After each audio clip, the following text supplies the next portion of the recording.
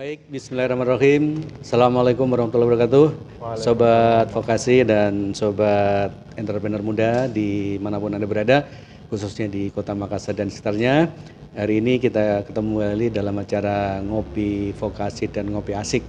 Yang hari ini saya sengaja bertamu di salah satu tempat yang di mana ini sangat dibutuhkan oleh teman-teman sekalian dalam pengembangan usahanya, yaitu tepatnya di Rumah Kemasan Dinas Koperasi dan UMKM Provinsi Sulawesi Selatan yang berada di bilangan Jalan Petarani, Makassar. Nah, nanti kita akan banyak berdiskusi dengan pengelola Rumah Kemasan yang tentunya kesehari-hariannya adalah bagaimana mendesain, bagaimana membuat sebuah kemasan itu menjadi daya tarik tersendiri bagi sebuah produk, karena katanya orang bahwa kemasan itu adalah segala-galanya. Casing is everything. Nah, casing itu adalah segala-galanya, gitu ya. Nah, langsung saja di sebelah kanan saya sudah ada orang gagah, Pak Yusri ya. Siap, betul. Panggilan akrabnya Bang Yus. Bang Yus boleh, Pak Yusri boleh. Boleh ya. Mas Yus. Mas Yus boleh ya. Oke, kita panggil. Yang mana enaknya, Pak? Oke ya, kita panggil Bang Yus ya, Bang Yusri. Baik Bang Yusri, gimana kabarnya hari ini? Alhamdulillah, baik. Ya. Aktivitas sehari-harinya? Alhamdulillah lancar ya, lancar ya. Oke, baik, dan tentunya kita nanti akan berbincang-bincang Bang Yus tentang kemasan ya, seberapa penting sih kemasan itu bagi sebuah produk ya. Kemudian bagaimana sih kita mendesain ya? Apakah pilihan warna, pilihan model, bahan, saya kira itu tidak asal kita bikin gitu ya, tapi semuanya ada tata aturannya. Nah, oke ya, baik. Baik teman-teman sekalian, tetap di channel ini ya, aslinya pantau terus karena ini sangat penting, khususnya adalah pelaku-pelaku usaha yang tentunya terkhusus adalah produk-produk yang sifatnya adalah bisa dibawa kemana-mana ya Pak ya? Ya, khususnya apalagi kalau jadi oleh-oleh. Oleh-oleh ya, ini yang oleh-oleh ya, teman-teman juga saya kira banyak. Baik, untuk mengawali sesi kita siang hari ini, saya minta Bang Yusri memperkenalkan diri supaya orang lebih tahu ya kesehari-hariannya ngapain gitu ya, main bola kah atau main kasti, apakah menggerak-gerakkan mouse di depan komputer atau apa saja lah. Oke, silakan Mas Yusri. Ya, baik. Bismillahirrahmanirrahim. Assalamualaikum warahmatullahi wabarakatuh. Waalaikumsalam. Ini panggilnya apa? Sobat-sobat UKM atau Sobat Vokasi dan Entrepreneur Muda. Sobat Vokasi dan Entrepreneur Muda. Ya, terima kasih Pak Ali sudah berkunjung ke kita di Rumah Kemasan UKM Sulawesi Selatan. Ya. Mungkin saya perlu jelaskan sedikit tentang apa itu rumah kemasan, kapan berdirinya. Karena kata orang tak kenal maka tak taruh gitu ya. Masa tak kenal maka tak sayang, baru kenalan kok mau langsung sayang kan? Nanti yang marah Pak Ali. Betul. Jadi kita taruh dulu ya. Kita taruh dulu, kita perkenalkan dulu. Ya, boleh. Jadi Rumah Kemasan ini berdiri sejak 2017. 2017 ya. Berdiri sejak 2017. Kemudian pada saat awal berdirinya, Dinas Koperasi bekerja sama dengan Japan International Cooperation Agency. Oh ya. Ya, JICA. JICA ya. Mungkin teman-teman pernah dengar yang namanya JICA. Salah satu NGO ya. Ya, dia JICA sebenarnya di bawah Kementerian Luar Negeri Jepang. Oh, Kementerian Luar Negeri Jepang. Ya. Jadi JICA boleh dikatakan sebagai lembaga pemerintah tapi di bawah Kementerian Luar Negeri Jepang. Oh, begitu. Nah, salah satu tujuannya adalah untuk membantu negara-negara berkembang dalam berbagai bidang. Nah, salah satu yang dibantu di kita di Sulsel, khususnya di Dinas Koperasi, adalah dengan mendatangkan salah satu JICA volunteer. JICA volunteer. Ya, dia sudah pengalaman belasan tahun di bidang desain kemasan memang. Desain kemasan. Nah, jadi ditugaskan ke dinas dan bekerja sebagai konsultan kemasan di Rumah Kemasan. Di Rumah Kemasan. Oh iya. Sejak 2017. Sejak 2017. Betul. Nah, jadi alhamdulillah pada saat itu saya ditugaskan oleh kepala dinas dan ini kesempatan yang luar biasa. Yes. Kenapa saya katakan kesempatan yang luar biasa? Karena saya bisa langsung belajar dengan ahlinya. Oh ya. Ya, namanya Orita-san. Saya panggilnya Orita-san. Orita-san. Dia berasal dari Osaka, Jepang. Osaka, Jepang ya. Tapi jangan khawatir Pak Ali, karena dia waktu datang bisa bahasa Indonesia. Oh, bahasa Indonesia. Makanya tadi saya, Berarti Pak Yusri ini, Bang Yusri pintar bahasa Jepang gitu ya? Oh, ternyata dia yang dipaksa harus bisa belajar bahasa Indonesia, Pak. Betul.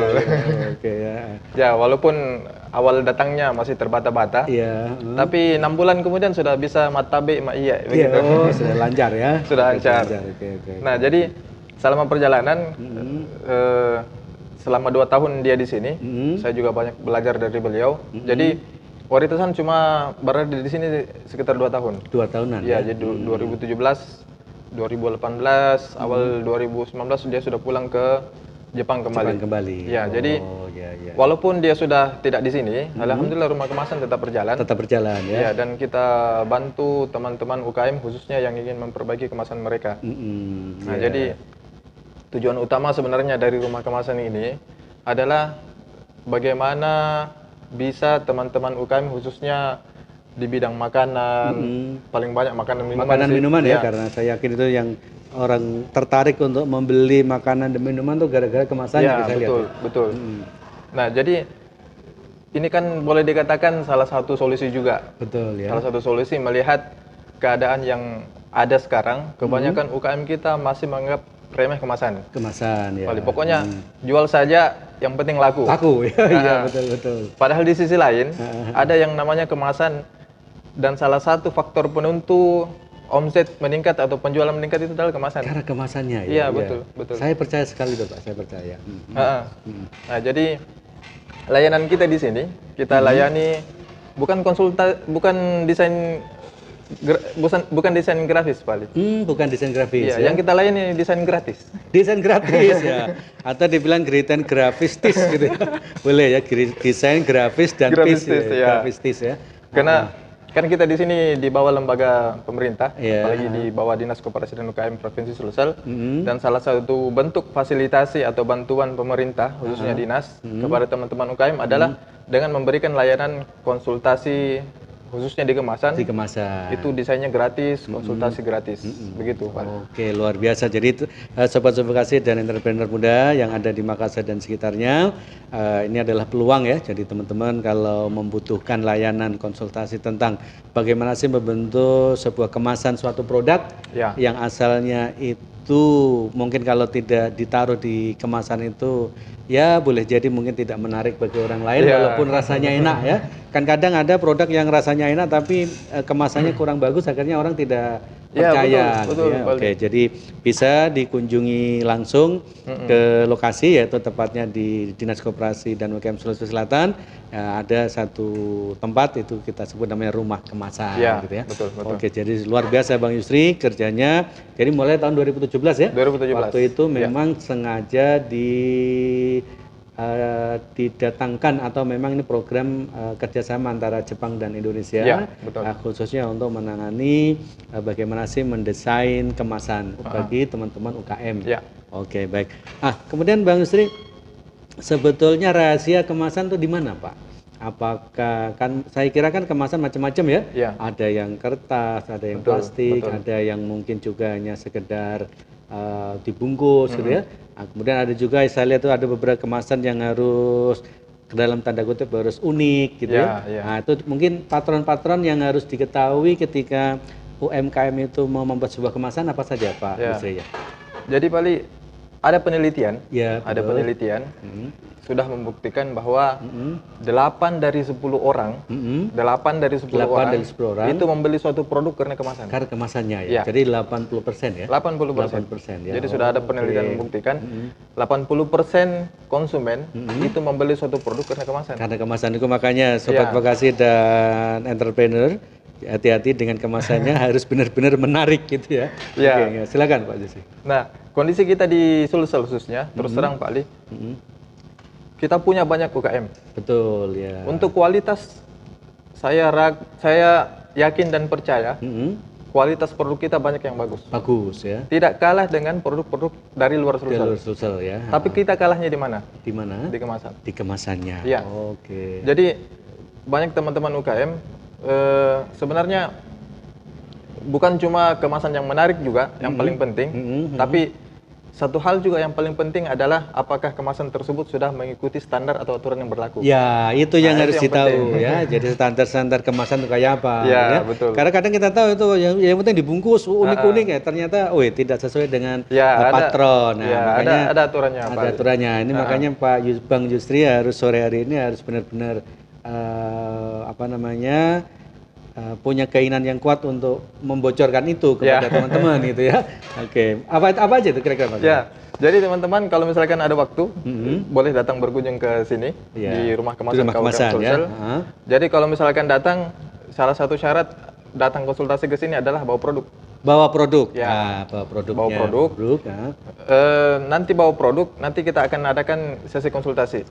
Nah, dari hasil konsultasi itu kita akan jelaskan kepada teman-teman ini adalah beberapa hal yang wajib diikuti oleh teman-teman khususnya yang bergerak di bidang makanan minuman. Makanan dan minuman. Oh, ya. Jadi nanti kalau misalkan teman-teman datang, kami akan memberikan brosur ini. Jadi ini adalah beberapa hal yang wajib ada di kemasan. Kemasan ya. Ya. Jadi mulai dari logo, merek, PIRT paling penting. PIRT ya. PIRT, pangan industri rumah tangga. Pangan industri rumah tangga. Apalagi yang khusus makanan minuman. Makanan dan minuman. Memang kami arahkan teman-teman yang belum punya PIRT wajib urus PIRT. Wajib urus PIRT. Kenapa wajib? Karena itulah yang menjadi jaminan kepada masyarakat atau konsumen bahwa produk tersebut aman dikonsumsi. Aman dikonsumsi, betul.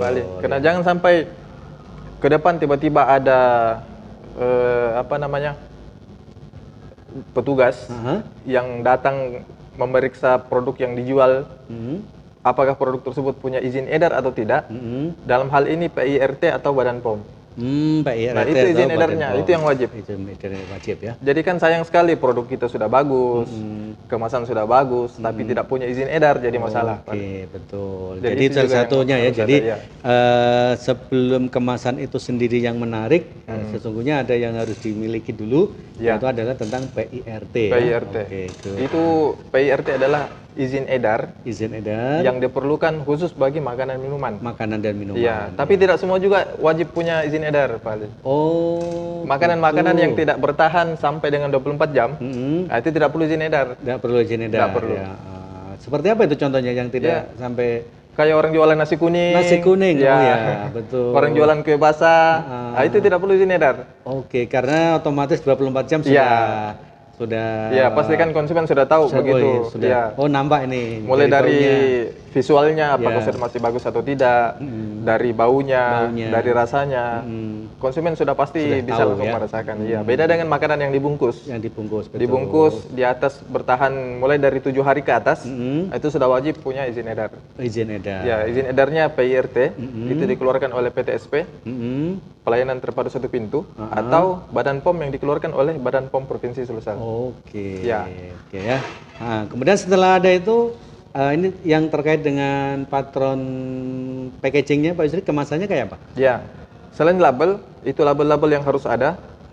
Kemudian ada juga berat neto. Berat ya. Itu kadang-kadang teman-teman UKM lupakan. Oke. Jadi misalkan khususnya buat snack makaroni misalkan. Pengalaman kami selama ini yang kami lihat, kebanyakan teman-teman UKM hanya mencantumkan label mereknya. Iya, betul. Merek saja tapi tidak ada komposisi. Komposisi juga penting. Tidak ada yang namanya neto. Tidak ada yang namanya kedaluarsa. Kedaluarsanya, expirednya ya. Expirednya. Nah, itu juga wajib. Itu juga wajib ya. Kemudian yang itu kan dari sisi anunya Bang Yusri, dari sisi apa ya? Detail-detail di produknya ya. Nah, kalau yang dari sisi memilih bahan, apakah kertas, apakah plastik, kemudian warna dan lain-lain itu bagaimana dalam kemasan? Ya. Jadi disinilah kita konsultasikan, Pak Ali. Kenapa memang kami juga wajibkan teman-teman bawa produk? Karena kita ingin mau lihat langsung produknya seperti apa. Dan kita ingin melihat ketika teman-teman bawa produknya, kemasan apa yang dia pakai. Apakah cocok atau tidak dengan kemasan yang dia pakai sekarang? Iya, betul. Kalaupun memang tidak cocok, berarti harus ada pengganti kemasan yang lebih cocok untuk yang produknya. Lebih cocok untuk produk ini. Jadi dalam mempertimbangkan kemasan, Pak Ali, teman-teman sekalian, itu ada beberapa hal. Yang pertama karakteristik produk. Karakteristik produk. Pertama karakteristik produk. Lihat karakteristik produknya, apakah produk tersebut misalkan gampang melempem atau tidak. Ya. Kemudian apakah perlu penyimpanan khusus atau tidak. Misalkan apakah dia produk frozen atau tidak. Iya, betul ya. Terus apakah produk ini gampang basi juga atau tidak. Jadi itu kita lihat dari karakteristik produknya. Berminyak. Ya, betul. Kan biasanya itu yang goreng-gorengan itu kayak keripik, kayak apa kacang-kacangan kan biasa kan kalau tidak dikemas dengan baik kan setelah kita cium ternyata baunya bau minyak gitu kan. Iya. Nah, biasa begitu juga harus hati-hati ya. Itu adalah salah satu kunci. Jadi kemasan juga ditentukan dari karakteristik produk yang akan dibungkus di dalamnya. Iya, betul. Gitu ya. Nah, kemudian kalau tentang pewarnaan Bang Yusri, kan biasanya kalau makanan yang sifatnya itu manis itu apakah harus warnanya coklat? Warnanya ini. Apakah ada kepemilikan ada kecenderungan seperti itu atau karena dari si pemilik usaha yang menentukan? Juga sih. Tapi lagi-lagi penelitian, Pak Ali. Lagi-lagi penelitian. Hasil penelitian menunjukkan kalau warna merah itu paling cocok digunakan untuk makanan. Makanan. Ya, warna merah. Kenapa? Karena boleh dikatakan warna merah itu mampu meningkatkan selera makan. Selera makan. Iya. Jadi kalau teman-teman lagi lapar, hindari dulu lihat warna merah. Oke, jadi jangan menoleh ke yang merah-merah ya. Iya, karena mampu meningkatkan selera makan. Langsung lapar ya. Bisa nanti lapar terus nanti paling. Oke, jadi merah makanan. Kenapa merah? Ada beberapa logo-logo yang boleh dikatakan sudah brand internasional. Iya. Mayoritas warna yang dipakai warna apa? Merah ya. Merah dan kuning. Merah merah kan ada gradasi juga ya. Ada yang merah banget, ada yang mungkin merah agak ke coklat-coklatan. Pokoknya merah gitu ya. Iya, karena kan kalau dari sisi pewarnaan sebenarnya warna itu terbagi dua. Betul. Ada kelompok warna hangat, ada juga kelompok warna dingin. Itu yang harus ditahu ya, kelompok warna yang hangat dan kelompok warna dingin. Nah, teman-teman bisa browsing. Yang mana sih? Yang dibilang hangat, yang mana warna dingin? Begitu. Gitu. Jadi ada tersendiri ya. Nah, itu cocoknya untuk jenis-jenis yang karakteristik produknya kayak apa, Pak? Kalau makanan cocoknya memang yang warna hangat. Hangat ya? Hangat. Terus kalau untuk non makanan, kosmetik, fashion, itu cocoknya di kelompok warna yang dingin. Ya. Ya, kurang lebih seperti itu. Jadi itu teman-teman sekalian sedikit bocoran dari Bang Yusri ya. Sebelum nanti yang ada waktu silakan datang ke Rumah Kemasan untuk diberikan coaching ya, konsultasi tentang pemilihan. Walaupun kadang adakah pengalaman Bang Yusri UKM datang tapi tidak mau, saya maunya gini Pak, itu bisa nggak? Banyak sih. Banyak. Contohnya ada itu pelaku usaha, kemudian dia bikin produk A gitu, kemudian maunya saya begini Pak, ada ya? Jadi lagi-lagi pengalaman konsultasi kami selama ini, Wali, teman-teman sekalian. Kebanyakan yang kami lihat banyak UKM yang mau misalkan logonya, desainnya itu yang terlalu rame. Terlalu kalau nggak ada lu nggak rame gitu. Yang penting banyak sekali tulisannya. Maunya yang rame. Padahal sebenarnya dari sisi desain, salah satu triknya itu adalah semakin simple itu makin bagus. Simple is beautiful gitu ya. Jadi semakin simple semakin enak dilihat. Justru membuat simple itu yang kadang-kadang susah, Pak. Susah ya, karena harus menyesuaikan di desain gitu ya.